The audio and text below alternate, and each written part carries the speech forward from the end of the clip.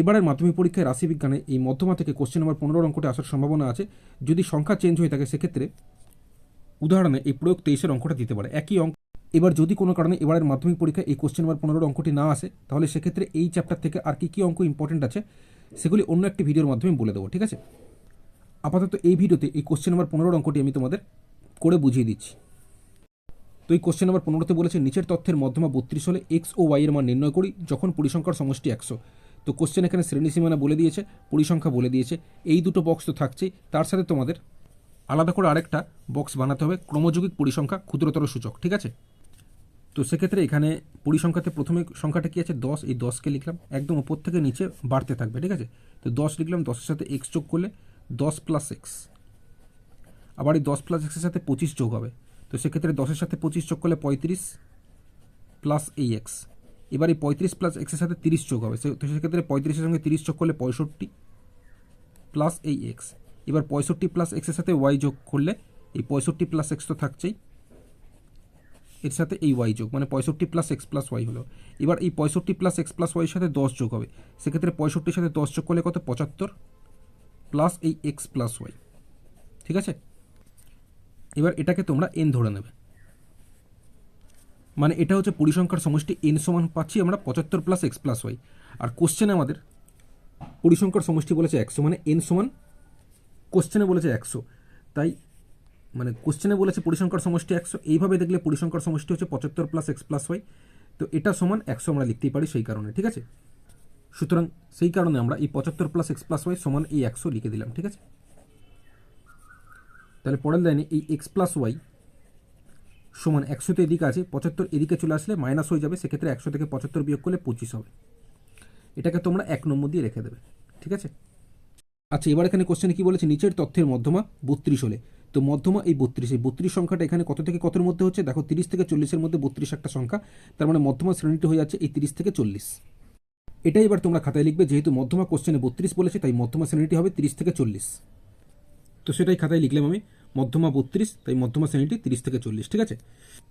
এবার এখানে কোশ্চেনে তো মধ্যমা সঠিকভাবে 32 বলে দিয়েছে, তো এই মধ্যমা বের করার একটা ফর্মুলা আছে, সেটা হচ্ছে L plus N by two minus C F by F গুণ এইচ। এই ফর্মুলাটা তোমরা মুখস্থ রাখবে। তাহলে ফর্মুলা অনুযায়ী মধ্যমা এটা হচ্ছে, যেটা কোশ্চেনে সঠিকভাবে মধ্যমা কত বলেছে 32, তাই সমান দিয়ে 32 যেরকম আছে লিখে দিলাম, ঠিক আছে। আচ্ছা, এবার এল মানে কত, এন মানে তো আমরা জানি 100, এটা কোশ্চেনই বলে দেওয়া ছিল পরিসংখ্যার সমষ্টি 100 মানে এন সমান 100। এবার আমরা এল মানে কোনটা, সি এফ মানে কোনটা, এফ মানে কোনটা, এইচ মানে কোনটা সেটা জানবো, ঠিক আছে। সেক্ষেত্রে কোশ্চেনে যেহেতু মধ্যমা 32 বলে দিয়েছিল, তাই মধ্যমা শ্রেণীটি আমরা কী পেয়েছিলাম 30 থেকে 40, তাই তো। তো এই 30 থেকে 40-এর প্রথমের সংখ্যাটা মানে 30কে বলা হবে এল, 30কে এল বলা হবে, ঠিক আছে। এই বরাবরই এখানে পরিসংখ্যা যেটা আছে সেটাকে বলা হবে এফ, মানে এফ সমান হয়ে যাবে এখানে 30, এই বরাবরই যাবে এর উপরেরটাকে বলা হবে সিএফ, মানে সিএফ হয়ে যাবে 35 প্লাস এক্স, ঠিক আছে। তো যা যা পেলাম আমি, এল মানে পেলাম 30, এফ মানে পেলাম 30, সিএফ মানে পেলাম 35 প্লাস এক্স, আর এইচ মানে হয়ে যাবে 40 থেকে 30 বিয়োগ করলে যেটা, সেটা কত 10, ঠিক আছে। তো সবকটা তোমরা এখানে লিখে নেবে ব্র্যাকেটে, এল সমান 30, এন সমান তো 100, এফ সমান 30, সিএফ সমান 35 প্লাস এক্স, এইচ সমান 10। তো এই মানগুলো এখানে বসাতে হবে, ঠিক আছে। তো বসালেই তোমরা সমাধান করে এক্সের মান পাবে, এবং এক্সের মান পেয়ে গেলেই সেটা 1 নম্বরে বসালে ওয়াইয়ের মানটা পেয়ে যাবে, ঠিক আছে। তো সেই মতো এল এর জায়গায় আমি 30 বসালাম, প্লাস এন মানে কত, এন মানে 100, তো এনের জায়গায় যদি 100 বসাই 100/2 মানে কত হবে 50। একটা লাইন তোমরা দেখাবে, আমি আর দেখালাম না, ঠিক আছে।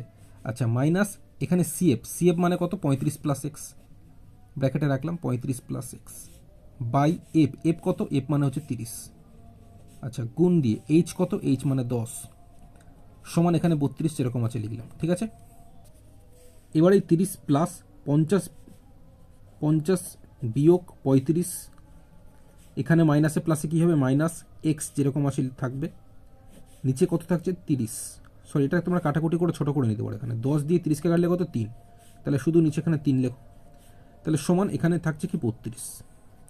আচ্ছা, এইবার এর পরের লাইনে আর 30 লেখার দরকার নেই, 30টা ওই দিকে পাঠিয়ে দেবো, মানে 32 তো এদিকে আছে, প্লাস 30টা ওদিকে গেলে মাইনাস হয়ে যাবে, ঠিক আছে। শুধু এদিকে তোমরা এখানে উপরটা কি আছে 50 থেকে 35 বিয়োগ করবে, বিয়োগ করলে কত হচ্ছে 15, বিয়োগ এক্স যেরকম আছে লিখলাম, বাই দিয়ে নিচে কত 3 আছে 3 লিখলাম।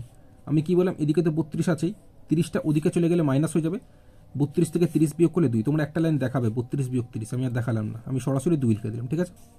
আচ্ছা, এইবার কোনাকুনি গুণ করবো। এখানে কি আছে, 15 বিয়োগ এক্স বাই 3 সমান এখানে 2 আছে। কোনাকুনি যদি গুণ করো, দেখো 2 এর নিচে কিছু নেই মানে 1 আছে, 2 এর সাথে 3 কোনাকুনি গুণ করলে 2 3 6 হচ্ছে, সমান এখানে 15 মাইনাস এক্সের সাথে 1 কোনাকুনি গুণ করলে 15 মাইনাস এক্সই হচ্ছে। এবার যেহেতু আমাদের এক্সের মান বার করতে হবে, তাই এক্সটা আমরা এদিকে নিয়ে আসবো। তো মাইনাস এক্সটা যদি এদিকে আসে তাহলে কী হবে, প্লাস এক্স বা শুধু এক্স তোমরা লিখতে পারো। এদিকে তো 15 আছেই, এই 6টা যখন এদিকে চলে আসবে -6 হয়ে যাবে, তাই তো। তাহলে সেক্ষেত্রে এক্স সমান 15 থেকে 6 বিয়োগ করলে কত হচ্ছে, 9।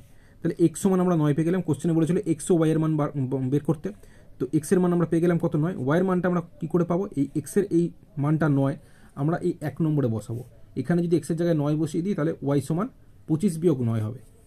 অর্থাৎ এখানে 1 নম্বরে কী ছিল, এক্স প্লাস ওয়াই সমান 25, এটাকে লিখলাম। আমার কি মান বার করতে হবে, ওয়াইয়ের মান, তাই তো।